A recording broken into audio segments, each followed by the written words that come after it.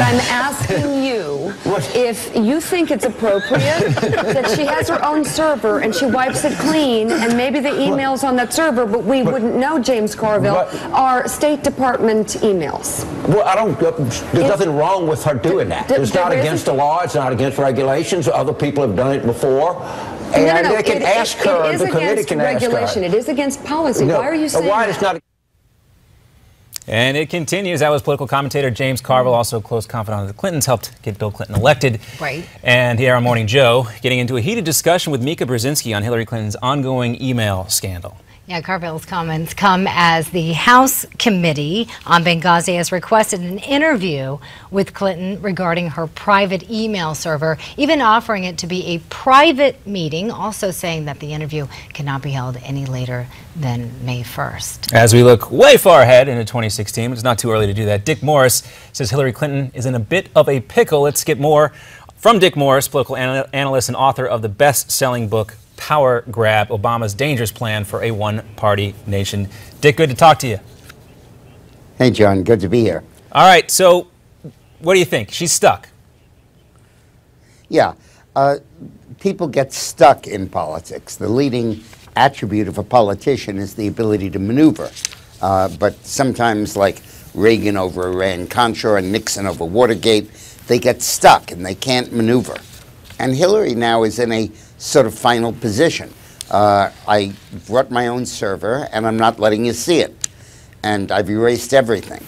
And that position is just one that's going to be untenable with the American people. Well, any kind of accusation against Hillary, people will say, well, it could be on her server, but she wiped it clean. When it was first revealed that she kept her own private server, her rap was, trust me, I did it just for convenience. Now that she's wiped it clean, her rap is, it was none of your business anyway. And we also know she used an iPad as well. And I thought, honestly, Dick, after that really press conference that went pretty bad at the UN, that her poll numbers would start to slip. But that's not the case, at least according to a new Quinnipiac poll that shows Hillary Clinton is slowly dropping, but she's still way out in front of any other Democrats. Do you think that may be a lagging indicator? Yeah, I think so. I think, first of all, against any Democrat, there's no candidate that really has stuck out his neck. Mandela a little bit, but not in any major way. And in terms of the Republican candidates, everyone's waiting to see who the Republican nominee is. I think the important thing is that 62% of the people in that poll said that they felt that it was inappropriate for her to have her own server. Right. And then when asked, do you think she did it for convenience or as a cover-up, they gave her the benefit of the doubt by 49 to 36, saying it was convenience. But now that the data's come out that she wiped it clean, which was after that poll, how are you going to say it's convenience anymore? But Dick, I have to ask you, really what matters when it comes to this so-called scandal is how independent voters think of Hillary now. Do you think this will have an impact on them? Because if you were a staunch Hillary supporter, chances are this isn't going to change your mind, right? Yeah. I think the polling shows a significant impact among independents. CBS poll showed that by almost 3-2, independents did not find her honest and trustworthy. And I think you're going to see major drops in that. The important point about this, though, is she's stuck. There's no other development. When she goes out into the media, nobody's going to ask her about anything but the email server. And when she goes before the committee, the controversy will be the email server. She's guaranteed that during this entire season of warm-up and wind-up to the presidential race, the only thing that's going to be talked about with Hillary is the emails and what might have been on them and why she wiped them off and can they be recovered and did anybody else get them and how about Abedin's email and all that. And none of this is good for her. She has taken shots without really answering for 5 months now. And there's a limited amount anybody can stand that. Dick, what is it about Hillary? You know, she has obviously a lot of political experience that she would put herself, you know, kind of create such a fatal tactical move on her part where she's painted herself in a corner here. Well, it's not a tactical move. It's her basic strategy in dealing with the world. She's very Nixonian. Her view always is to cover up, to hide, not to share documents. One of the reasons I turned against her was, as I worked for her husband, I realized that almost every problem we faced politically was because Hillary would conceal something. And God knows what she's concealing now. We got a special prosecutor in Whitewater, which led to Ken Starr, which led to Lewinsky, because she wouldn't release her tax returns. Well, Dick, we got other things to talk about, too. Because they showed her winnings in the futures market. Well, we got to take a break here for a second. We want to talk about Bob Menendez coming back. We also want to talk about your book a little bit more. You can catch Dick Morris's best-selling book, Power Grab, by going to powergrab411.com. John Bachman, Miranda Kahn will be back with Dick Morris talking more about Hillary Clinton and Bob Menendez. I'm angry because prosecutors at the Justice Department don't know the difference between friendship and corruption and have chosen to twist my duties as a senator and my friendship into something that is improper. They are dead wrong, and I am confident that they will be proven so. Well, he certainly appears confident. Welcome back to America's Forum. John Bachman, Miranda Kahn here, but of course with Senator Bob Menendez, or I guess he's the former ranking member of the Senate Foreign Relations Committee. Back with us again is Dick Morris. And Dick, when you watch Senator Menendez's press conference yesterday, is that him convincing himself that he's not in a lot of trouble, or do you think he really has a valid issue there? Well, my first concern about the indictment is the timing. He's been under investigation for 4 years. 4 years ago, in a book my wife and I wrote about the charges for which he was indicted today. And I deeply suspect its linkage to the Iran nuclear talks, where Menendez has been the leading opponent of that treaty. And as the ranking member of the Senate Foreign Affairs Committee, the former chairman, he was in quite a position as the ranking Democrat to oppose that treaty. And I think that this could well be a movement to cut his legs off so that he can't lead that opposition. In terms of the substance of the charges, the reason he's coming out swinging is that the Justice Department last indicted a senator, Ted Stevens, who was running for re-election in Alaska, and caused him to be thrown out of office.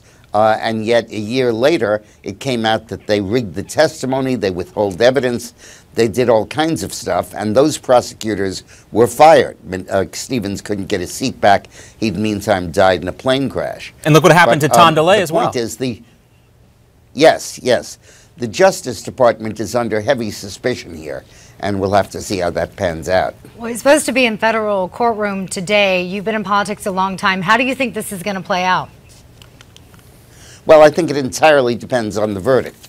He's not up this year, and I think it'll be fought out in court. But I think the judge will be very cautious about taking the prosecutor's word for anything because of the background of the Stevens and the DeLay issues. But again, the timing of this really is suspicious. Now, when they're in the final days of the talks and a month before the treaty is going to come up for a vote in the Senate, they resurrect these charges after 4 years and indict Obama's leading critic. Give me a break. It seems a little bit too obvious to not take that into consideration. But I also want to ask you about something else, Dick. We had this case yesterday in Atlanta where these public school officials were convicted, ordered to jail right away. And this is really kind of a worst-case scenario for the Common Core folks. You had teachers changing answers on tests for bonuses on the back end. We haven't heard a lot of response to this yet, but do you think the Republican Party is missing an opportunity here with this scandal as Common Core is an issue that can really gain them a lot of new voters? Yeah, I really agree with that. I hadn't thought about that, but you're right. One of the key reasons for the gender gap, where women vote Democrat more than men, is the perception that Democrats are better on education. And a candidate like Scott Walker belies that by showing how the Democrats are for the teachers' union, but not for education. And this would be a very, very good way tapping into this issue of illustrating that. Common Core is losing popularity all over the place. And the more its standards unfold, the more it becomes clear what it is, what we say in Power Grab, the book, a total federal takeover of the schools. And on this area, in the book, we also predict what Obama just did, which is to say he's going to do climate change by executive order. And this is where Jeb Bush is another area where he's very exposed on this Common Core issue. He has not run away from it at all. He's one of the authors of it.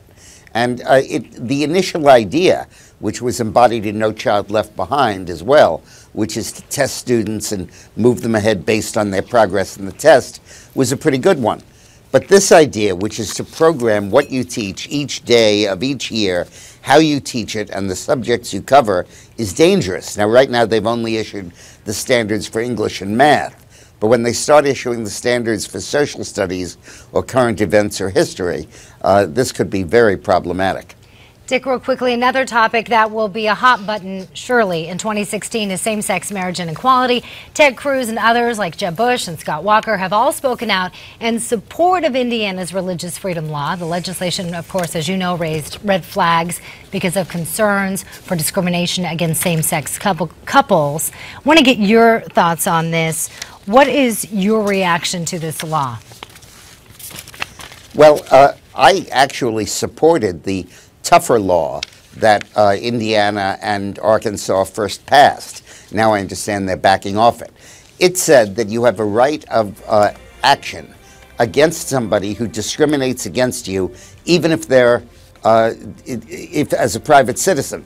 So a florist who is ordered to provide flowers or has to provide flowers for a same-sex wedding, I think should not be sued if not providing the flowers violates his religious freedom. All right, Dick, this we'll have is to like leave it the there. old affirmative action debate stood on its head. Well, the debate will continue. We know it. Dick, always good to see you. Take care. We're back right after this.